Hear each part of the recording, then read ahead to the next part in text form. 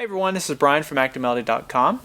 Well, each week I typically will put out a video and show you how to play a song or a part of a song or something along those lines. But I wanted to do something a little different this week and just talk about a subject. I get lots and lots of emails from people asking me what is the best way to practice.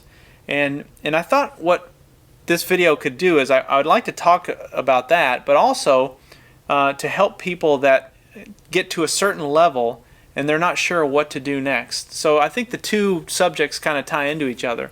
And so anyway, that's what this is going to be about. I want to address those two things. And so the first thing I would say is that, and I've spent some time kind of dissecting this topic, and I wanted to kind of break it down into digestible chunks. And so the thing that, this is how I see it, when you're learning to play an instrument like the guitar, really there's three phases that happen. The first phase is learning all the basics, the mechanics.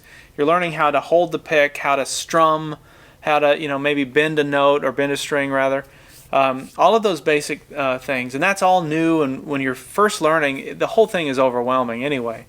And so a lot of people never make it past phase one. Their fingers hurt, they don't develop calluses, and it just becomes too much, and so they don't graduate past that. So hopefully if you're a new player and you've just got a guitar, you'll stick with it, because once you get past phase one, it starts to get a lot of fun. So the next phase, which phase two, is where you start to learn some basic songs. So you're playing songs that you've heard other people's stuff, like you might learn "Wish You Were Here" by Pink Floyd, or some simple chords, or maybe a guitar riff like the intro to Layla or something. Just even though those are complex songs, you wouldn't maybe learn the whole song, but you might learn a recognizable part in it. And that's gratifying to you, because you now can have something that you can show someone else and say, hey, look, I can play guitar, I can do these things. And so that's kind of phase two. And so you've taken those skills and you're applying them, and you're making something with it. You're being able to play some basic songs or parts of songs, and it feels good because now you feel like you're playing, and you are. So that's cool. But I think the hardest part for most players is to get to phase three, which I'm just calling playing. So everything up to that is kind of prep work. And you're always prepping, by the way. You never stop learning. There's never a point where you're just done and now so that always happens. But that phase three is what I wanted to address. So really what I'm talking about is graduating from practicing to playing. And by playing, I mean improvising, or being able to play along with, if you're in a jam session scenario, just grab your guitar and play along. Even if you've never heard the song or don't know what key it's in, just being able to go with it and make your part make sense. And I'm also talking about songwriting and just being able to create. You have to have all of those basics before you can get to that level. But I can tell you that once you get to that playing level, or phase three, it's the most rewarding, because now you're your own thing. You've got your own sound. You're putting your own stamp on what comes out of the guitar, and it's very gratifying. So here's how I think of phase three. There's two parts to phase three, and this is when people ask, how do I practice? This is how I would address it. The other stuff, those first two phases, those are kind of givens. You know that at some point you're going to have to set a metronome and maybe practice holding a pick and all that. But I'm going to assume that you've got that. But when you ask the question, how do you practice? Here's what I do. I break it down into two things.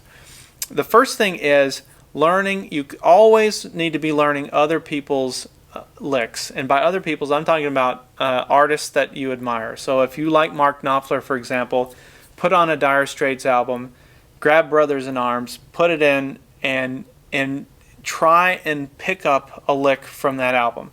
You don't have to learn a whole solo, you don't have to learn a whole song, but when you want to practice, that's what practice is to me at this level. It's trying to pull from other artists. So let's say you pick a little lick, and maybe you don't have that good of an ear, and that's a hard thing for you to do. Find something that you can pull. Surely there's something in a whole album's worth of work. There's a little phrase or a little something that you can figure out. Once you have that and you can copy it, see how you can fit that into another song. So take a Mark Knopfler lick, and using that example, and take a jam track from Active Melody, or put on a country music song on the radio or whatever, and try and piece that in. Try and figure out what key the song is in, and how would I take what I just learned from here and apply it there. And that, to me, is one of the biggest ways that you can practice. It's really expanding your own library of knowledge, and you'll unlock something pretty powerful when you do that. Even if it may take you a while in the beginning, but you will get better with it. It's one of those things over time. And now there's so many resources online. You can slow down. There's software that allow you to slow down songs, so that you could, if there's a fast lick you want to learn, for example, I know that there's software that allow you to do that. So anyway, that's kind of one thing. The other thing is, and this is the one that I do the most. I still do it, and so that I don't even think of this as practice because it's so much fun. But is I like to play along with other people's music, and so I'll put in an album and I'll just play along. I'll grab my guitar.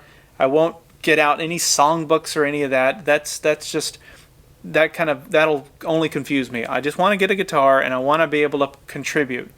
And so that's a lot of fun, because what I end up doing is, and I've always kind of just mentally done this, I pretend that I'm in the band now.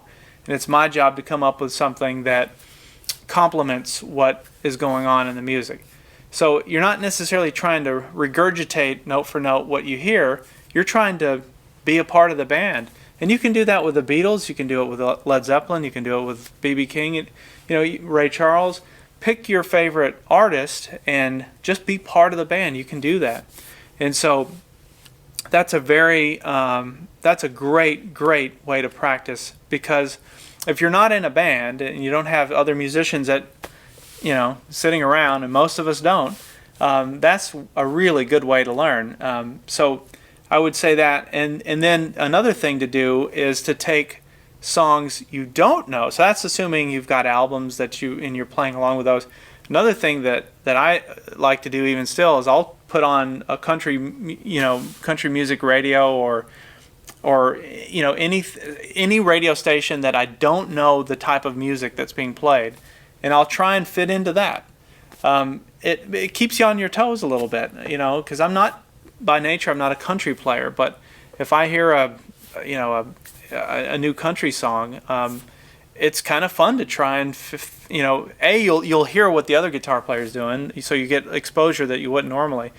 But it's kind of fun to try and fit into that, even if it's something really random, like I was going to say Justin Bieber. That's maybe pushing it a little too far, but take some pop thing that's going on that you would never normally listen to, and just try and figure out, what would I do if I was hired as a musician to fit into this? How would I contribute? I think the mistake a lot of people make is that, that's only for the best of the best. These studio guys, and they're like on another level, and some of that's true, but there are a lot of guitar players and bands that it's not a matter of being fast or having just better muscle memory than you have. It's a matter of taste. So it comes down to, when you boil it down, a lot of people that are successful as musicians, they have good taste, and so a taste is something that you can develop over time, and it's really by listening and just being a sponge, soaking up, trying to play along with other people's things. But anyway, that's this phase 3. It's not practicing anymore. I think practice is almost has a negative connotation. I don't think of what I do as practice anymore. Or you sit down and you feel like practice to me feels like, I've got to sit and do something. It feels like exercise, and I don't think of it that way. When I grab a guitar and play along with something, I'm doing it for fun. And the byproduct is I happen to be learning while I'm doing it. So that's really how you grow. That's how you master that phase 3. So I do realize that a lot of what I'm talking about requires you knowing what key a song is in. You can't just play along if you don't know what key it's in. That's the first thing that you got to do. So and I know that that's easier said than done. When you're listening to an album that you have, you don't know what key those songs are in, or if you're listening to a song on the radio or whatever. But part of that learning process is figuring out what key it's in, and it's not. You don't have that many options. You can fumble around until you find the key. But I do have on the active for premium members on Active Melody, I do have an embedded video that talks about how to find the key a song is in. It's actually a video that came from the blues lead course, but I included it on that page. So you're going to look for EP033, and you'll see that video embedded on the page for how to find a key a song is in. Alright, so to summarize phase 3, back to that question of how do you practice, there's 3 things I would say, just to summarize. The first thing is always be learning new licks. So grab a B.B. King album, put it on, try and pull out just a few licks. Don't be overwhelmed by it. It could just be something simple, whatever you can do that doesn't feel like work. You don't want it to be that, but try and pull out a lick, and then try and take that lick and apply it to another song. Try and grab a jam track from Active Melody and see if you can plug it in. So that's one thing that you can do. The second thing is take albums that you know and are familiar with, and try and contribute. Just try and be a part of the band. So take a Led Zeppelin album, and now you are the second guitar player in that band, and you're trying to complement what Jimmy Page does, and the rest of the band. It's not just the guitar. You're trying to fit in.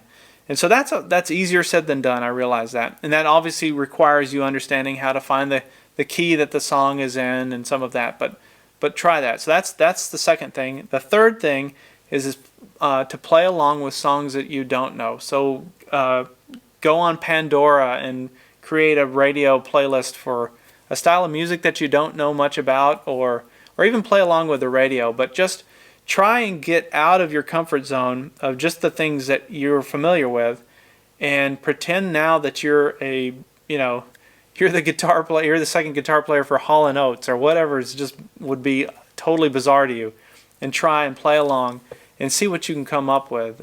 So I would say if you can do those 3 things, you're going to have a really good successful run with a guitar. Alright, so just remember, practicing should be fun. If it feels like work, something isn't right. I do realize that some of the muscle memory stuff that you have to do in the beginning, that kind of is work, and there is some pain and discomfort with your fingers and building calluses, and so some of that is just, it is what it is. But once you get to that phase 3 that you're trying to get to, it shouldn't be work anymore. It should be pure enjoyment at that point. So just remember that if something feels like work, if you feel like you gotta practice, then something's not right. Just try and find the thing that, it's kind of like exercise. They always say, if you like bike riding, then just bike ride. Don't ever touch a treadmill. Just find the thing that you like doing, and then you'll continue to do it.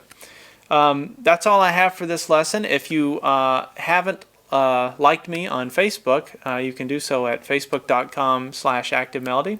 And you can also follow me on Twitter at twitter.com/ActiveMelody. And that way you can stay in touch with me. As I put out new lessons, I always promote them on those channels as well as YouTube. So we'll see you in the next lesson.